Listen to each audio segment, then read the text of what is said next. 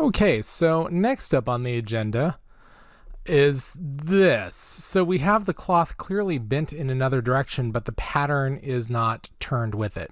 Now there are a few things you can do. You could come in with a puppet warp tool and just slide everything over by making a few pins and then pushing them over.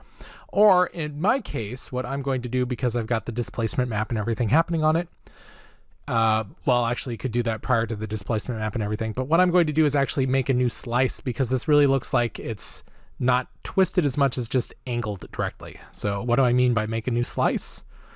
I'm going to roll on down to my pattern. I duplicate that thing. And I'm going to chuck all the smart filters on that. I missed. There we go. So we just have a pattern going on. In fact, I'm going to put it up at the top so we can see what's happening. Now I'm going to isolate just this section, and in my case it's easy enough. I'm going to use a polygon lasso tool.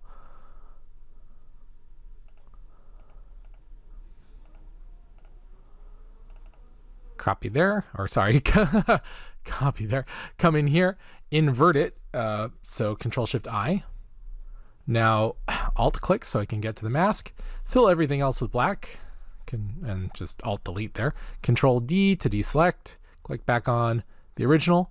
Pretty solid job. All right, so now I'm going to come in and rotate this, but I don't want to rotate the mask, so I'm going to unlink it. Control-T.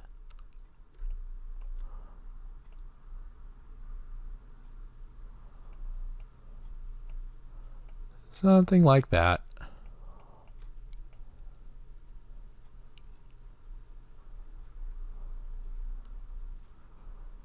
Maybe a little more. There we go. All right, so now it's angled in the correct direction. Once all that's done, it's time to reapply the displacement map, which fortunately I kept. Again, I don't want to do it on the mask. I want to do it on the smart object. I'm going to go to Filter, Displace. Distort, Displace. Probably a good idea to write down how far you've distorted it and your settings in case you need to do it again later, like I am. And then I'm going to use my displacement map. So we've got this new displacement. And now I'm just going to drag this whole enchilada down to the original area. Here we go. Before, after. You can see how it bends in the correct direction, making it look more realistic. All right, so on that note, I'm going to call this not pattern fill 1, but pattern tilted around leg. There we go. Okay. Anywhere else where we may want to change the displacement map? Well, I can see one case in the backdrop here. So what I'm thinking of doing, since it's such a difference in distance, it might be fun to just decrease the size of the pattern a little bit right there. So I'm going to grab the original again. Actually, this time, since we're changing the size of it and we don't want it to alter all of them, we're going to make a new one via copy.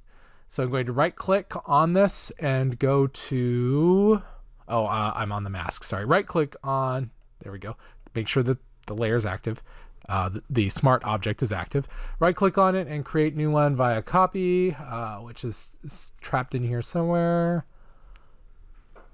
I often lose track of it, so I'm just going to quickly go down those. Oh, that's odd. I'm not seeing it. Just a moment. One more try. New smart object via copy. That's what I'm after. So we're going to call this smaller pattern. And we're just going to do it straight on the pattern. Double click it, go to the pattern. It's at 12%. I'm going to knock this down to 9 or 10%, probably 10. Tell it okay, save. And you know what, even smaller might be better. Oh, you know what? It would also help if it were high enough up that we could see it changing. Okay, because it's being covered by everything else. So one more time. Let's go ahead and, instead of 12, let's make it really noticeable, 7. Save.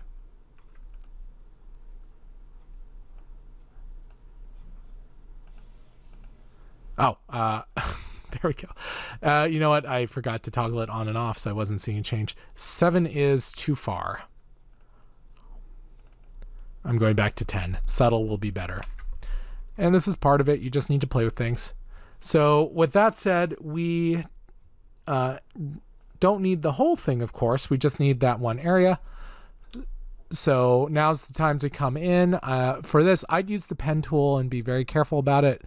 But for this demonstration, rather than make you watch me do the pen tool again, we've already seen me do that for what, 20 minutes? I'm going to just come in here and grab it with the magnetic lasso tool. Come over to the mask, invert my selection with Control-Shift-I, fill it with black, Alt-Delete. There we have it.